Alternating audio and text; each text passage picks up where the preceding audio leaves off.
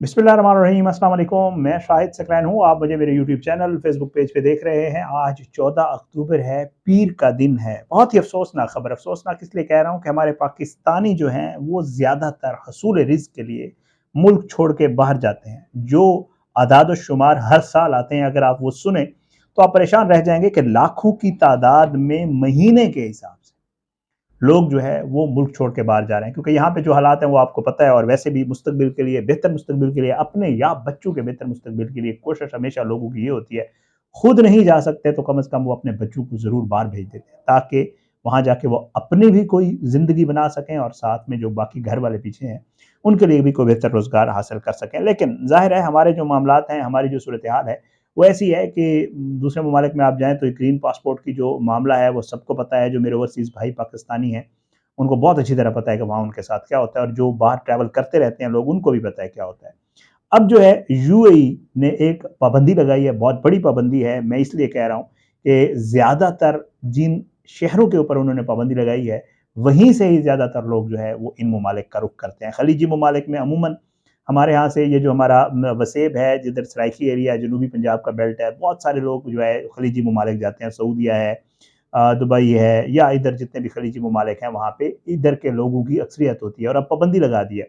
24 के करीब शहरों की लिस्ट है जिसमें उन्होंने कहा नो, इधर का अगर पैदाइशी होगा, शनाख्ती कार्ड पे इधर का पता होगा, तो भाई दुबई ना आए, चाहे उसके पास विजिट वीज़ा है, कारोबारी वीज़ा है, कोई भी वीज़ा किसी किस्म का भी है। तफसील आपको बता देता हूँ।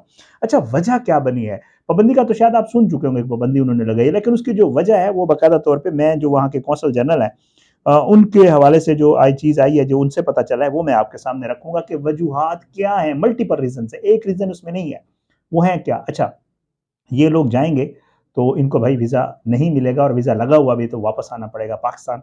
ज़रा इस खबर को थोड़ा-सा पहले आपको बताता हूँ, वजूहात क्या हैं, एंट्री के लिए क्या शराइत होती हैं, आपको पता है बहुत सारी चीज़ें हैं।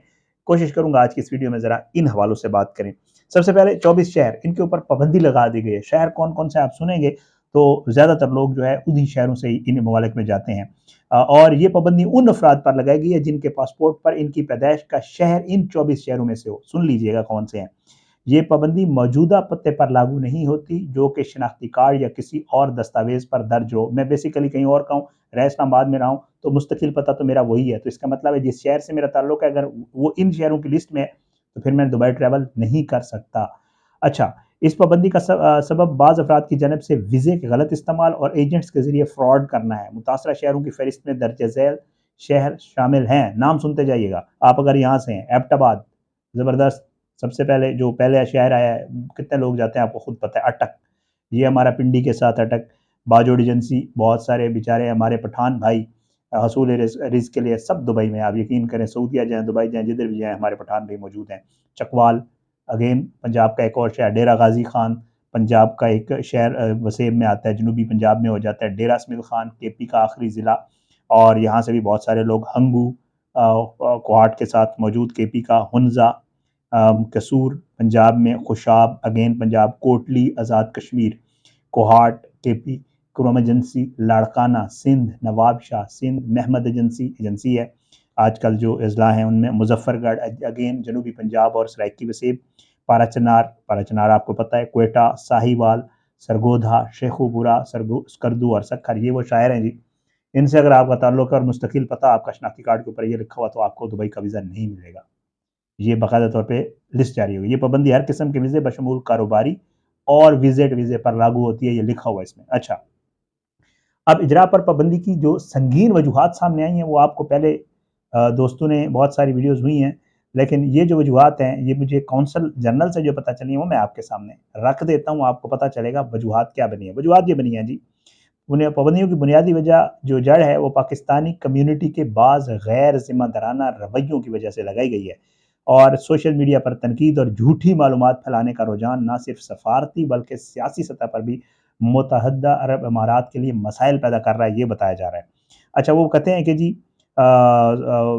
यूएई, अच्छा पाकिस्तानी जो हैं उनकी सोशल मीडिया पर यूएई की दाखिली पॉलिसियों, इसराइल और फ़लस्तीन तनाज़े, भारत के साथ ताल्लुकात और मंदिर की तामीर जैसे हसास मौज़ूआत पर की जाने वाली मुसलसल तनकीद को इसके इक़दाम की एक बड़ी वजह करार दिया गया है, जिस वजह से पाबंदी लगाई गई है।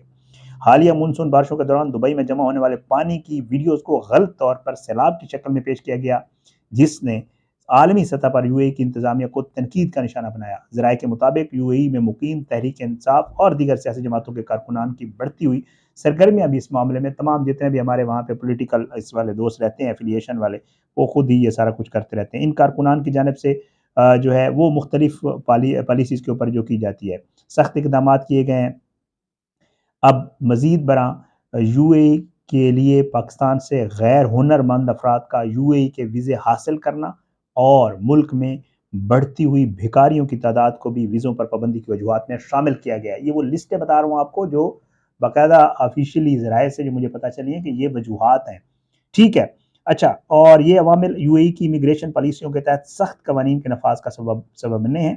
पाकिस्तानी कौंसल जनरल हुसैन मोहम्मद ने खबरदार किया है कि जो पाकिस्तानी शहरी यूएई के कवानीन की खिलाफ वर्जी करेगा उन्हें सख्त जुर्माने, कैद या मुल्क बदरी का सामना भी करना पड़ सकता है। ये आपका कौंसल जनरल कह रहा है, यूएई वाले नहीं कह रहे।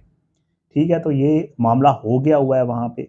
उन्होंने पाकिस्तानी कम्युनिटी को तनकीद की है कि वो सोशल मीडिया प्लेटफॉर्म्स ज़िम्मेदाराना रवैया मत अपनाएं, गैर ज़िम्मेदाराना रवैया, और मकामी कवानीन की पासदारी करें।